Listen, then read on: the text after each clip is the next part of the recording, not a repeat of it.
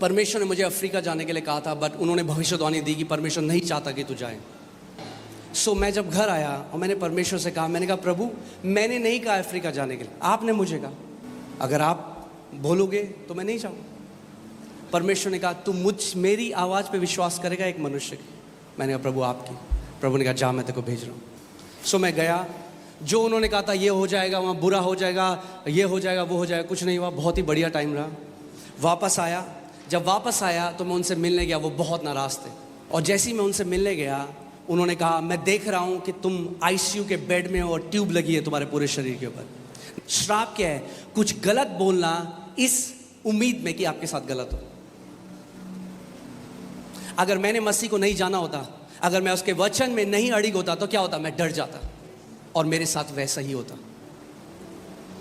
मैंने कहा thank you. हमें किसी परमेश्वर के व्यक्ति को कुछ बुरा नहीं बोलना। मैंने कहा धन्यवाद। मैं उनके घर के बाहर निकला, जैसे ही दरवाजे के बाहर निकला मैंने कहा in the name of Jesus I reject every evil word spoken against me in Jesus' name. I declare I will live a long life and God will bless me. Amen.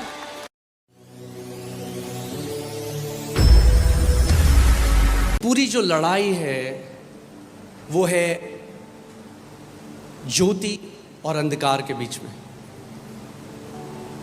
आज ध्यान से इस वचन को सुनिएगा, क्योंकि विश्वास कैसे आता है? सुनने से। और मैं आज आपको एक बात बताता हूं, केवल विश्वास ही सुनने से नहीं आता। गलातियों की पुस्तक में परमेश्वर का वचन कहता है कि वो परमेश्वर जो तुम्हें आत्मा की सप्लाई देता है, कंटिन्यूअस सप्लाई देता है, जो आत्मा को उंडेलता रहता है तुम्हारे जीवन में और जो तुम्हारे बीच में चमत्कार करता है, क्या वो व्यवस्था के कामों से वो करता है या विश्वास के सुनने से? पौलुस गलातियों की कलीसिया को एक करेक्शन दे रहा है, क्योंकि उन्होंने शुरू तो किया प्रभु यीशु मसीह के ऊपर विश्वास करके, मगर वहां से फिर कर चले गए पुराने नियम में। और ये गलातियों की कलीसिया के साथ ही नहीं है, ये आज भारत में और दुनिया में बहुत सारी कलीसियाओं के साथ है। इसीलिए बहुत ज़रूरी है कि हम वो लोग बने जो वचन में अड़िग हो। यानी एक वचन जो डॉक्ट्रिन है वो कितना सही है, वो इस बात में निर्भर नहीं करता कि एक परमेश्वर का दास जो बहुत फेमस है और लाखों लोग उसको फॉलो करते हैं वो सिखाता है, उससे कोई फर्क नहीं पड़ता। आमीन। और कई ऐसी डॉक्ट्रिन्स है बॉडी ऑफ क्राइस्ट में जो हमने बिना परखे खा लिया और उसकी वजह से आज हम बॉन्डेज के अंदर हैं, उसकी वजह से आज हम बंधन के अंदर हैं।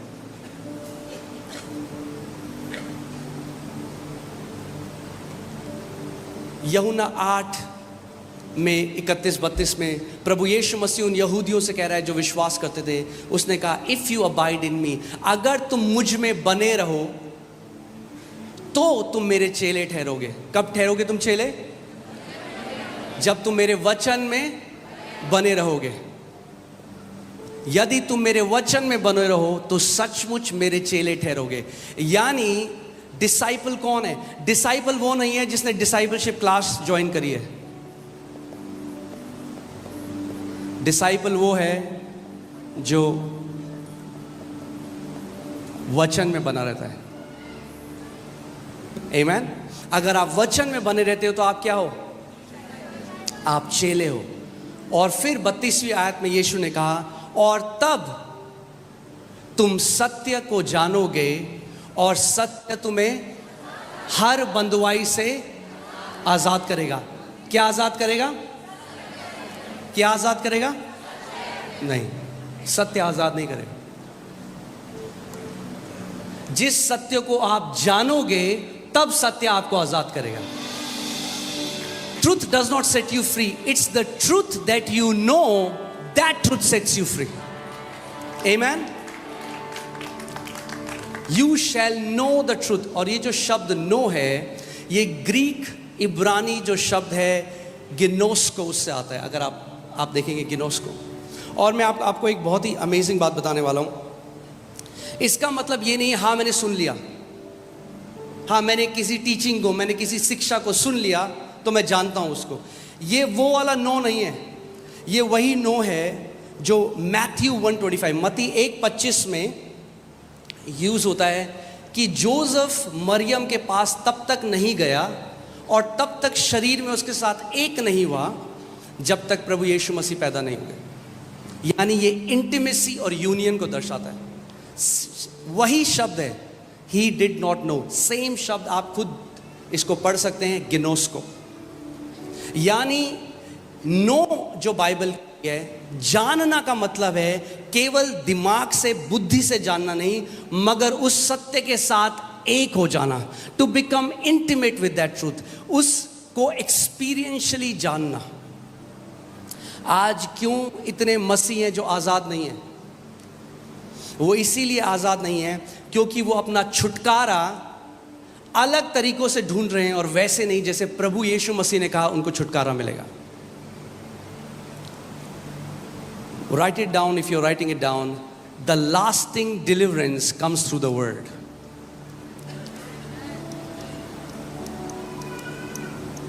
The lasting deliverance comes through the word.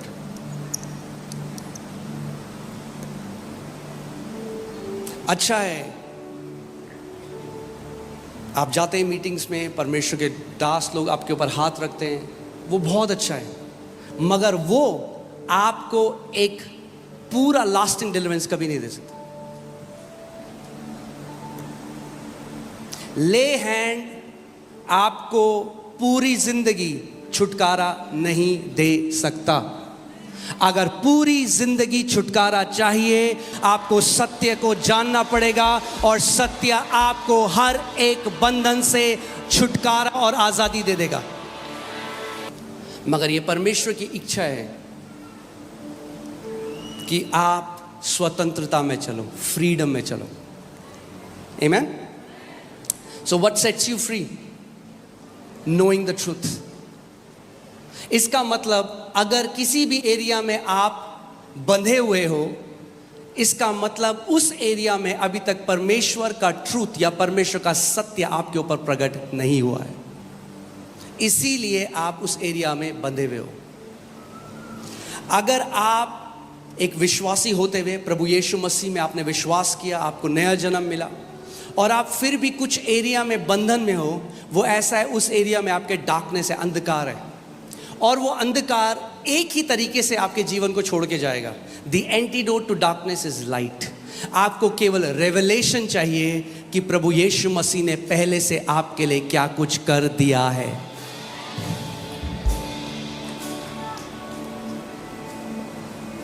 आमेन। सो अगर मैं बोलूं सबसे बड़ा रेवलेशन, सबसे बड़ा प्रकाशन आपको है जो आज क्या चाहिए? सबसे बड़ा प्रकाशन आपको ये चाहिए कि प्रभु यीशु मसीह ने आपके लिए क्रूस पे क्या कर दिया। मैंने कहा अगर आप सत्य को जानोगे, सत्य आपको आजाद कर देगा। नहीं तो भागते रहोगे एक जगह से दूसरे जगह जिंदगी भर और कहोगे श्राप नहीं टूटे हमारे। आमेन। मैंने आपको क्या बोला है? कई बारी हम क्या करते हैं, जब हम किसी बड़े परमेश्वर के व्यक्ति को हम लोग क्या करते हैं, बिना परखे उसको क्या कर लेते हैं, खा लेते हैं। मेरा जीवन उस दिन बदलना शुरू हुआ जब मैंने एक कमिटमेंट किया, एक डिसीजन लिया। मैंने कहा प्रभु चाहे कोई भी परमेश्वर का बंदा प्रचार करे, अगर तेरे वचन के विरोध में बोलेगा तो मैं नहीं मानूंगा।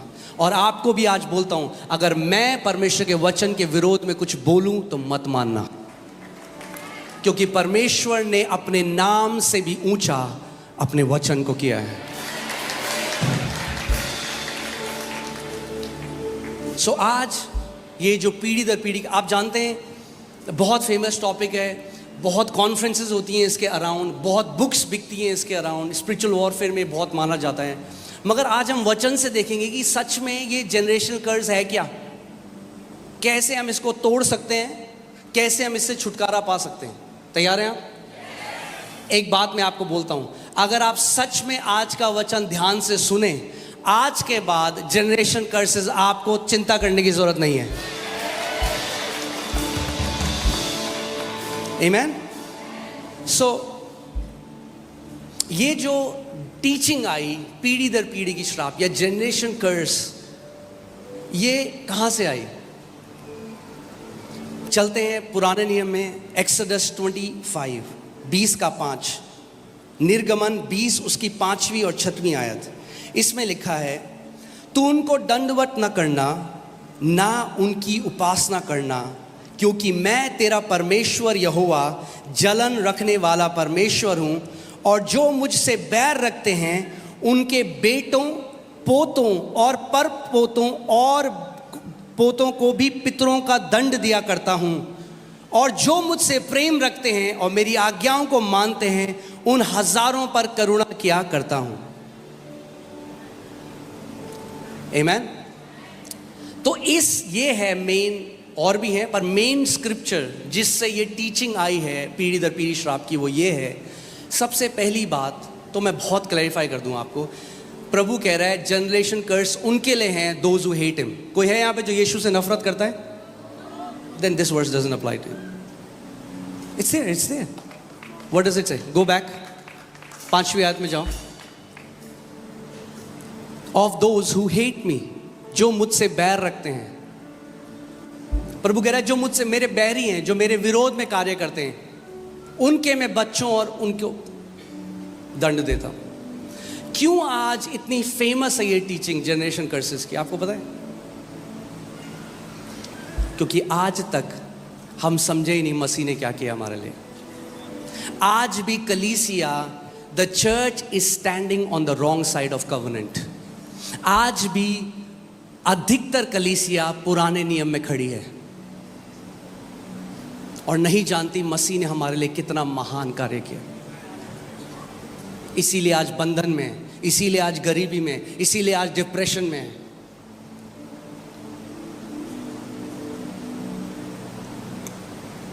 प्रॉब्लम इस शिक्षा के साथ ये है, मुझे पता है आप में से बहुत सारे लोग भी मानते हैं इसको, इसीलिए प्रभु ने मुझे वचन दिया आपके लिए। प्रॉब्लम ये है पीढ़ी दर पीढ़ी श्रापों की शिक्षा में, जनरेशन कर्सेस की, कि जो कोई इस शिक्षा को मानता है वो कभी छुटकारा ऐसा लगता है उसे मिला ही नहीं है। क्योंकि आप उसे हर अलग कॉन्फ्रेंस में देखेंगे, फिर हो जाएंगे, पास्टर हमारे पीढ़ी दर पीढ़ी के श्राप तोड़ दो।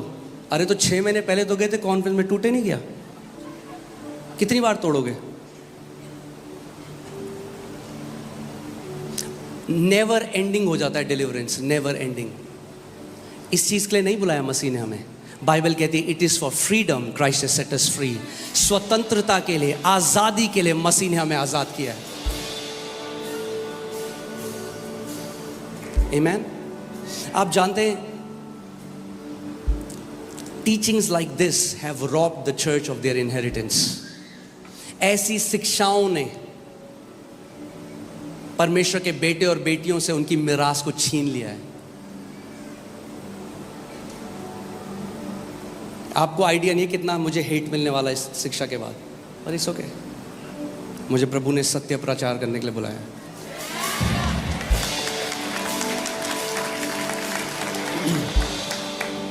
आप जानते हैं नए नियम में एक भी आयत नहीं है जो कहती है हमें पीढ़ी दर पीढ़ी के श्रापों को तोड़ना है। सो जो ये सिखाता है उसको कहाँ जाना पड़ता है? पुराने नियम में।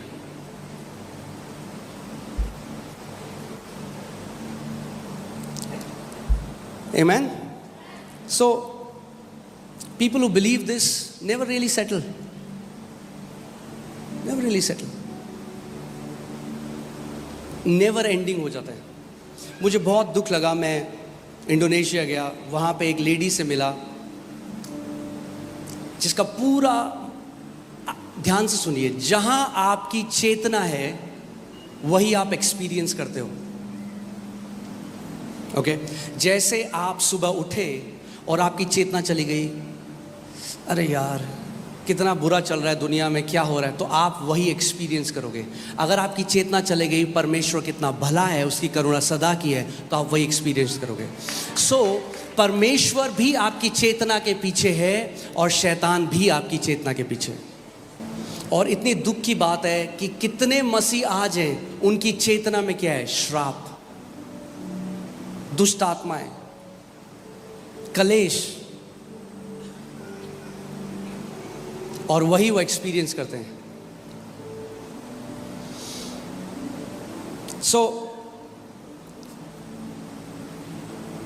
क्योंकि अगर देखिए, Bible says we who believe have entered the rest. अगर आप सही विश्वास करते हो, उसका प्रकटीकरण यह है कि आप विश्राम में प्रवेश कर जाओगे। क्या है, कई लोगों को सिखाया जाता है, अब तुम्हारे बाप ने जो पाप किया, उस आपके दादा ने, आपके परदादा ने, उसके दादा ने, उसके बाप ने, अब आप सब का पश्चाताप करो। भैया मुझे क्या पता मेरे परदादा ने क्या किया?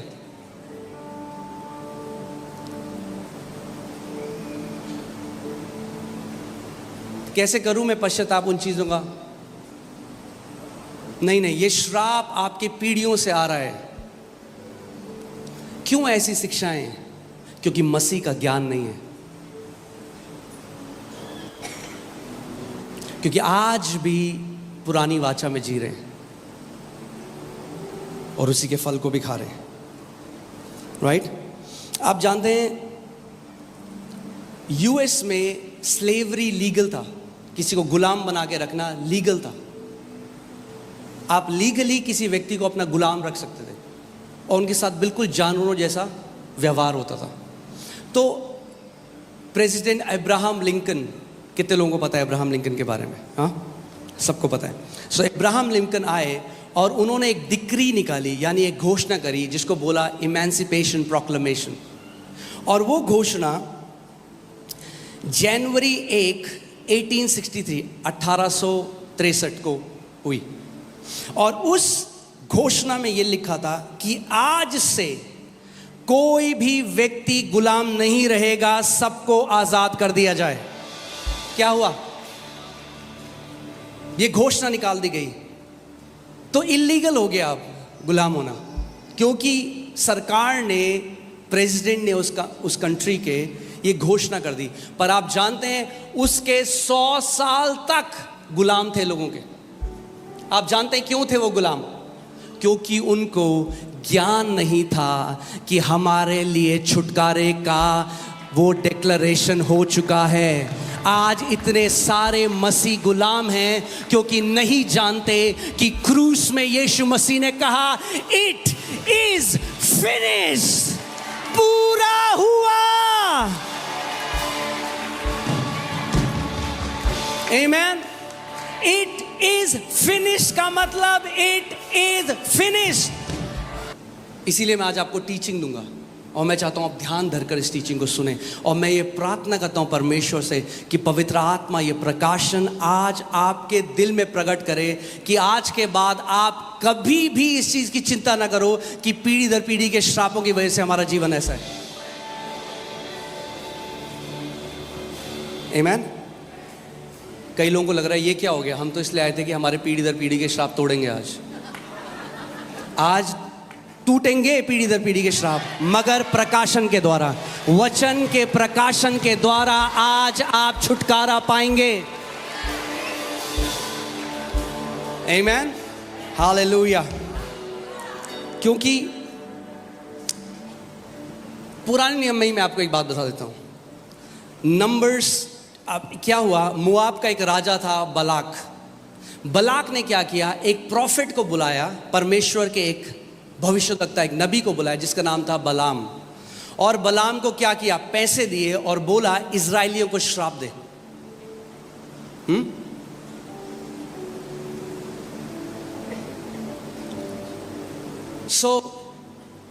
बलाम जो नबी है वो पहाड़ पे खड़ा हो गया और देख रहा है इजराइलियों को। अब पैसे ले लिए तो श्राप देना है, तो मुंह खोला श्राप देने के लिए, मगर आशीषें निकलने लग गई।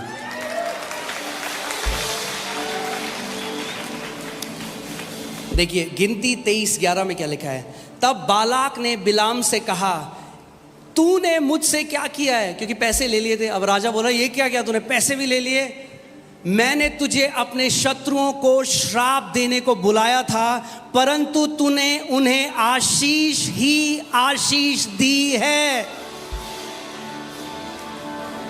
बुलाया किसके लिए था? श्राप देने के लिए। मगर क्या निकला उसके मुंह से? क्यों? Because how can you curse someone whom God has blessed. अगर परमेश्वर ने हमें आशीष दी है, कोई हमें श्राप नहीं दे सकता। आमीन, हालेलुया। फिर आपको एक कहानी बताऊंगा। देखिए ऐसा क्यों हुआ कि उसने मुंह खोला श्राप देने के लिए मगर आशीष दी। व्यवस्था विवरण 23:5। परंतु तेरे परमेश्वर यहोवा ने बिलाम की ना सुनी, किंतु तेरे परमेश्वर यहोवा ने तेरे निमित्त उसके श्राप को आशीष में बदल दिया, इसलिए कि तेरा परमेश्वर यहोवा तुझसे प्रेम रखता है। इंग्लिश बाइबल में लिखा था नहीं है, उसका अनंत है, प्रेम रखता था नहीं है। जो ये बलाम है, जो प्रॉफिट परमेश्वर का, वो आज उन परमेश्वर के दासों को दर्शाता है जो आज भी लोगों को श्राप देते हैं। मेरी कलीसिया छोड़ी तो श्राप आएगा, टेंशन फ्री हो जाओ, परमेश्वर उसके श्राप को आशीष में बदल देगा। दुख की बात यह है कि आज भी बहुत बलाम है जो लोगों को डराते हैं, अगर मेरी कलीसिया छोड़ी तो श्राप आ जाएगा, कभी फलोगे फूलोगे नहीं, कभी तुम्हारे साथ अच्छा नहीं होगा। मैं कह रहा हूं आज निश्चिंत हो जाओ, तुम्हारा परमेश्वर यहोवा उनके श्रापों को आशीष में बदल देगा, क्योंकि वो तुमसे प्रेम करने वाला परमेश्वर है। आज के बाद किसी के श्राप से डरने की जरूरत नहीं है।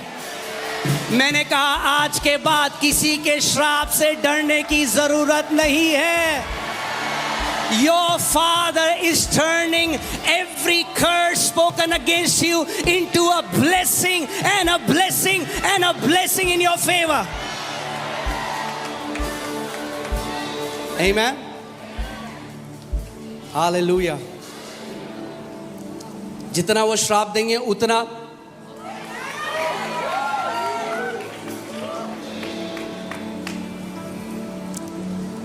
Amen. मगर अगर आपने मान लिया और आप उस डर के अंदर आ गए, क्योंकि डर एक दुष्ट आत्मा है, तो आपके साथ वही होगा जो वो कहते हैं। इसीलिए हमें जाननी है हमारी मिरास मसीह में क्या है। ऐसे एक परमेश्वर के दास के पास में गया, मैंने कहानी आपको पहले बताई है, बच कुछ नए लोग हैं, और परमेश्वर ने मुझे अफ्रीका जाने के लिए कहा था, बट उन्होंने भविष्यवाणी दी कि परमेश्वर नहीं चाहता कि तू जाए। और जब मैं घर में आया, इसीलिए बाइबल कहती है हर एक भविष्यवाणी को क्या करो, परखो, because some prophesy and some प्रोफेलाई।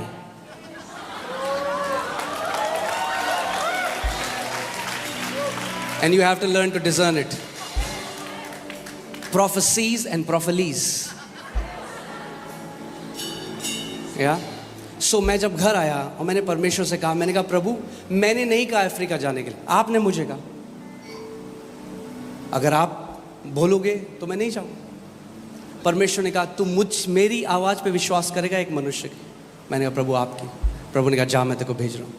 सो मैं गया, जो उन्होंने कहा था ये हो जाएगा, वहाँ बुरा हो जाएगा, ये हो जाएगा, वो हो जाएगा, कुछ नहीं हुआ। बहुत ही बढ़िया टाइम रहा। वापस आया, जब वापस आया तो मैं उनसे मिलने गया, वो बहुत नाराज़ थे। और जैसे ही मैं उनसे मिलने गया, उन्होंने कहा मैं देख रहा हूँ कि तुम आईसीयू के बेड में हो और ट्यूब लगी है तुम्हारे पूरे शरीर के ऊपर। Now what is that? He is pronouncing a curse on me, क्योंकि curse is to speak negative with an ill intention. श्राप क्या है? कुछ गलत बोलना इस उम्मीद में कि आपके साथ गलत हो। अगर मैंने मसीह को नहीं जाना होता, अगर मैं उसके वचन में नहीं अड़िग होता, तो क्या होता? मैं डर जाता और मेरे साथ वैसा ही होता।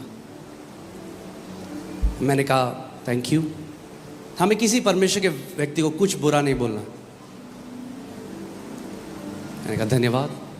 मैं उनके घर के बाहर निकला, जैसे ही दरवाजे के बाहर निकला, मैंने कहा in the name of Jesus I reject every evil word spoken against me in Jesus' name. I declare I will live a long life and God will bless me.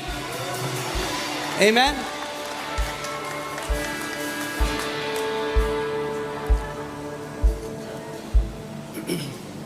केवल अगर कोई बोल दे यहोवा कहता है, इसका मतलब ये नहीं कि यहोवा कहता है, क्योंकि वही यहोवा आपके अंदर भी रहता है।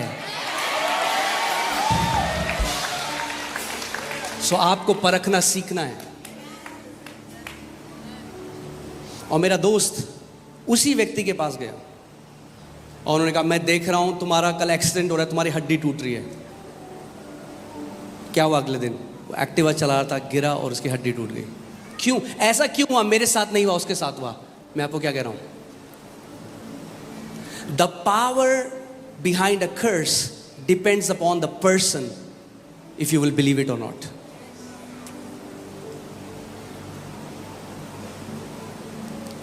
Amen? So, अब आपको एक ऐसी चीज बता रहा हूं जो ढक्कन खोलने वाली। तैयार हैं आप? Believing that you are under a generational curse brings you under a generational curse. ये मानना कि आप पीढ़ी दर पीढ़ी के श्राप के अधीन हो, वो मानना ऐसा आपको लेकर आता है श्राप के अधीन। क्यों? क्योंकि यीशु ने कहा जैसा तेरा विश्वास है वैसा ही तेरे साथ होगा।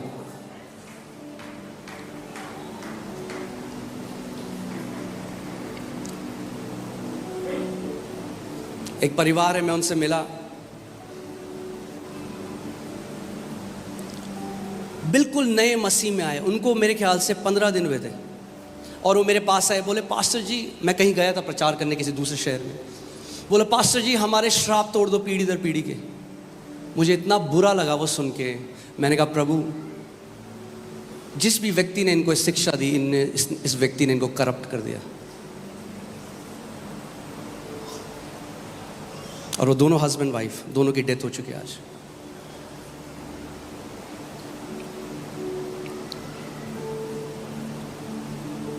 आज भी हमें बहुत कमेंट आए, पास्टर जी हमारे जनरेशनल कर्स तोड़ दो। हाँ, आज टूटेंगे सारे जनरेशनल कर्स। और आज के बाद आपको टेंशन लेने की जरूरत नहीं है। मेरे पीछे बोलो, जनरेशनल कर्सेस बाय बाय। बोलो पीढ़ी दर पीढ़ी के श्रापों bye bye. Amen, hallelujah. So, we need to change our thinking about generational curses. बहुत ज़रूरी है। मैंने आपको क्या बताया, जहाँ आपकी चेतना है वही आप एक्सपीरियंस करोगे। If you believe you're under a curse, you will experience curse. If you believe you're under a blessing, you will experience blessing. Amen? So, मसीह की देह में आज इतनी शिक्षाएं डर की वजह से दी जाती हैं। मुझे पता है ये मैसेज बहुत हेटफुल है कई लोगों के लिए, बिकॉज डिलीवरेंस मिनिस्ट्री में इसको टॉप में रखा जाता है। But we don't deliver people by breaking their curses, we deliver people by speaking the truth to them. सबसे बड़ा डिलीवरेंस, सबसे बड़ा छुटकारा है परमेश्वर के वचन का सत्य लोगों को बताना। सो अब जो व्यक्ति अमेरिका में आज भी गुलाम था, आप एक घर में के गुलाम था,